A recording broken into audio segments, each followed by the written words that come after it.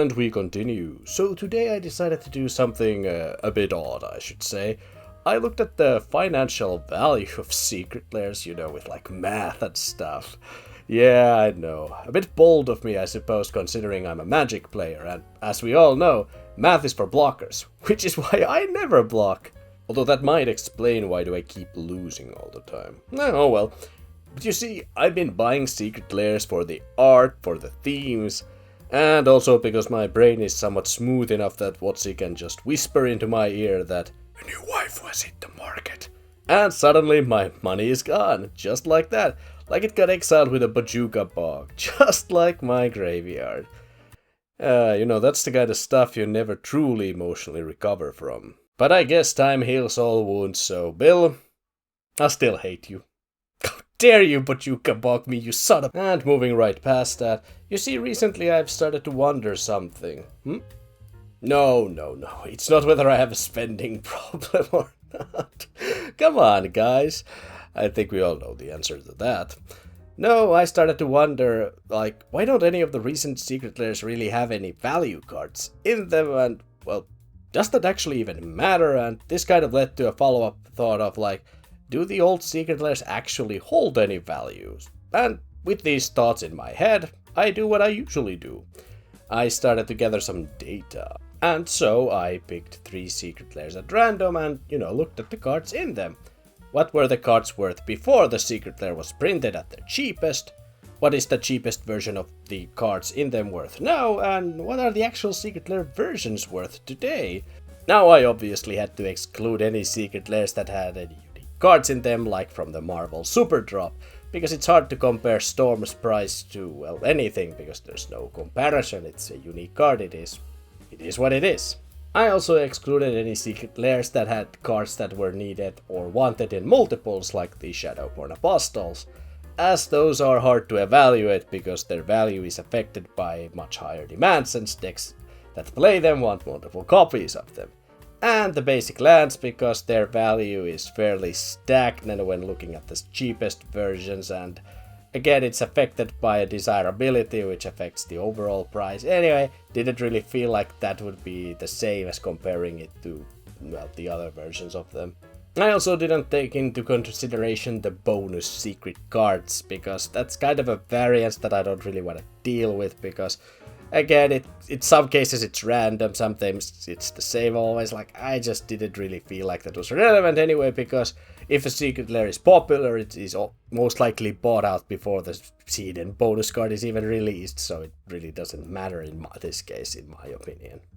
Now, to be fair, my findings were not exactly, groundbreaking or anything like that, but I guess the point I wanted to entertain was that can WotC, in theory, just print out literal commons from Ice Age, slap some new art on them and, still sell out because we are all feral goblins who love that pretty cardboard.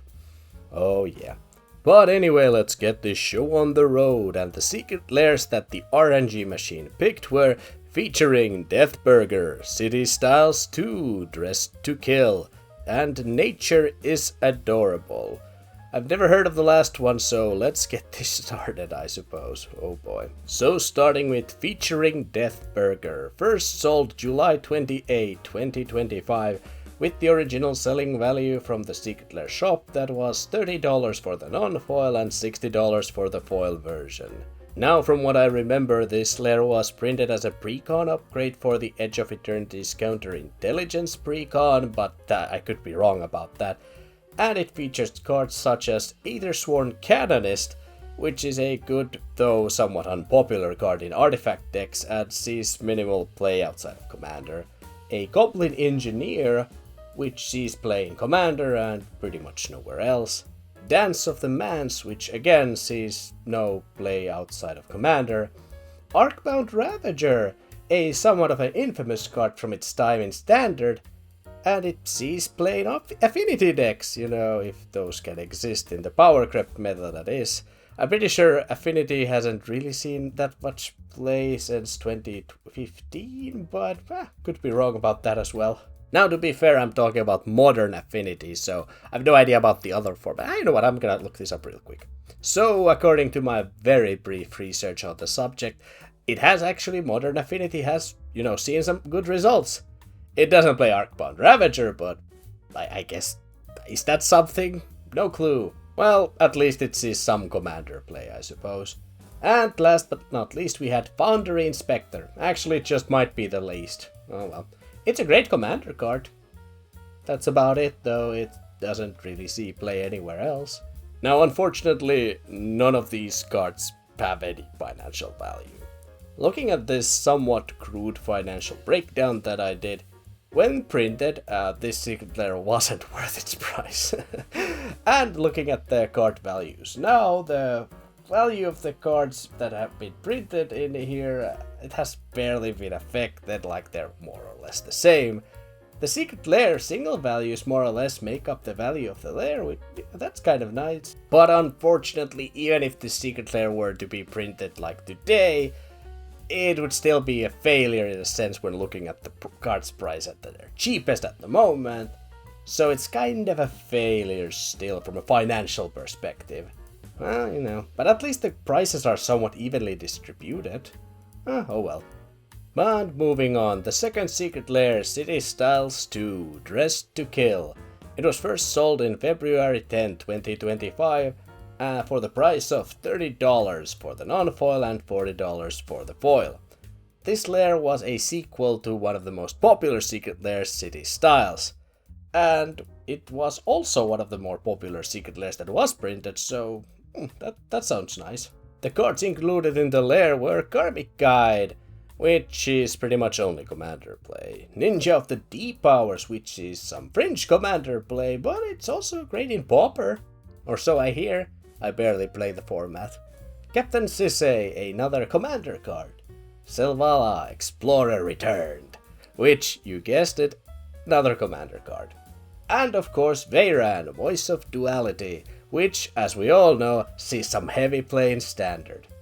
Yeah, right. Now this is also a commander-only card. And I'm starting to see a theme here. No? Just me? Okay.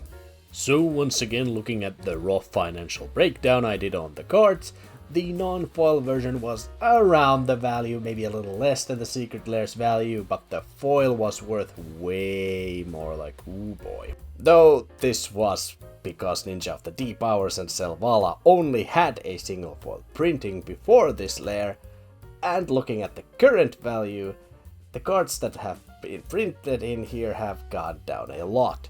Though this can be due to multiple reasons, including the recent Avatar reprints, for instance. The value of the actual Secret Lair has exploded. This Secret Lair is worth much more than the original purchase price in both non-foil and foil, though I also have to point out that Veyran, Voice of Duality, is responsible for almost half of the value in this lair. Well, somebody is suffering from main character syndrome, I see, and for once, it's not me! Well, I can't really blame anyone, it is a very, very gorgeous Magic the Gathering card, and, the typical waifu tax is applied here. Oh boy. Now I should probably move on before people are more weirded out by me.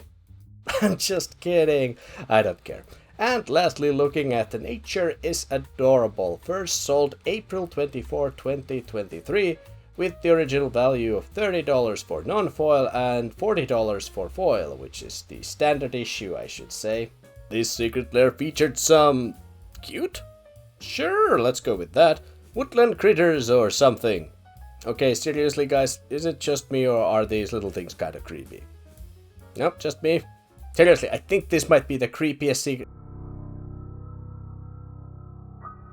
Actually, never mind, I thought of something creepier.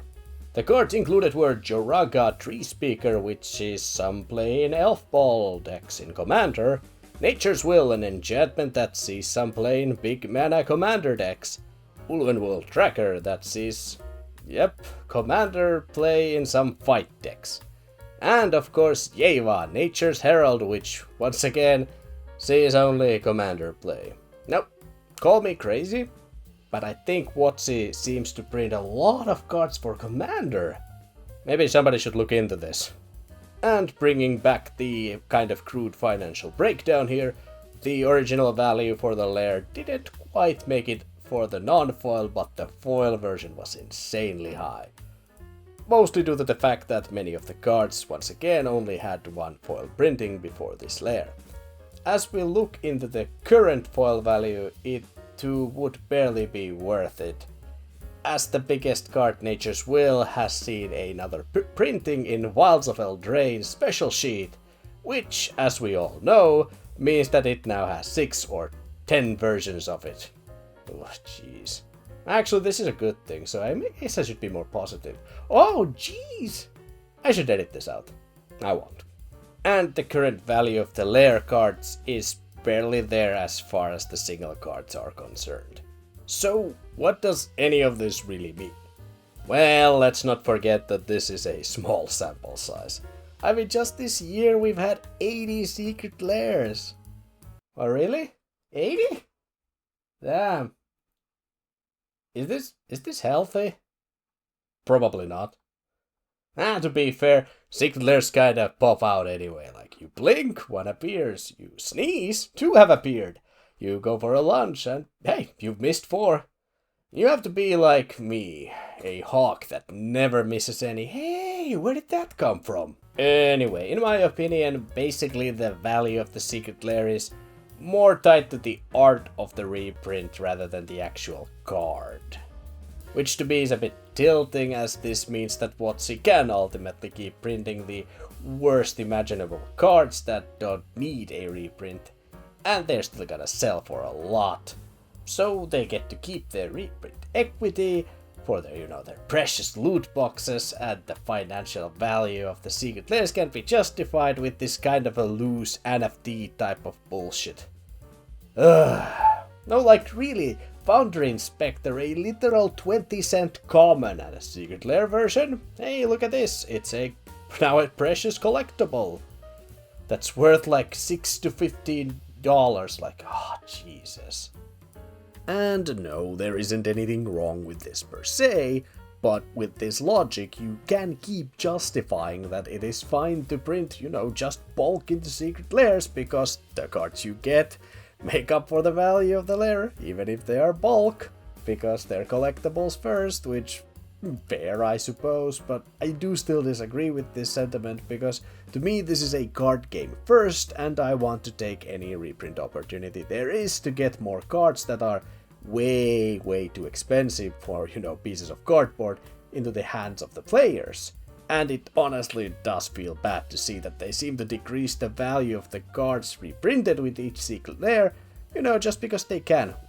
I'm pretty sure at one point it was actually, joked before Secret Lairs that WotC would sell you, basic lands for $1,000 if they could, and I'm honestly feeling that we are getting to that realm that they just take the cheapest cards each set and make, collectible versions of them and slap a higher price range onto that, which it feels wrong, man. And I guess we are now at the core of my problem, because I truly think that Secret Lairs could be used to reprint higher value cards that are in need of a reprint, even as a base version, and are hard to reprint for one reason or another. But hey, what do I know? I just want more prints of these expensive, hard to obtain cards for the average players. Like, maybe I'm just a crazy one here. But okay, sure, Secret Lairs might not be the best or the healthiest place to get a proper reprint for a needed card, but with the rate we are printing new cards into this game, I'll honestly take any reprint slot I can get. And since Secret Lairs are a product where you can pretty much print any card WotC wants, it always kills me a little when I look and see that some random 50-cent card that sees almost no play anywhere is what gets reprinted. But feel free to disagree with me. And I also don't think Secret Lairs hurt WotC's reprint equity that much. I mean, we have reprinted Anointed Possession, Cyclonic Rift, and Jeska's Will in Secret Lairs. These cards were expensive even before the Secret Lair printings, and guess what? They're still expensive. So I really don't see this as a reason not to print more needed expensive staples into Secret Lairs rather than bulk. But again, what do I know? Well, on a more positive note, the latest Avatar Secret Lair didn't seem to sell that well, as they are still purchasable from the store, which leads to my speculation that since these Lairs didn't have any real valuable reprints in them and the art, admittedly subjective, in my opinion, is far from the best I've seen. They didn't sell that well, but hey, on the flip side, we'll soon have a Monster Hunter Secret Lair, or actually Lairs, most of which have around like what, $12 worth of cards?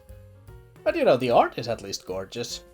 But you know, hey, what could they do? This was an IP about monsters and dragons, like, these bulk cards were all that we could find to reprint. Hey, is that a Terror of the Peaks I see on my screen? I wonder what that's worth. Ah, at the base version you say. But again, the art, in my opinion, looks incredible, so they could still very well sell out on that alone. And you know, man, we really needed that Sarolf Realm Eater reprint, like, ooh, hey, it was about to hit that 50-cent value point, like, we can't allow that, are you crazy? At that point the players would riot.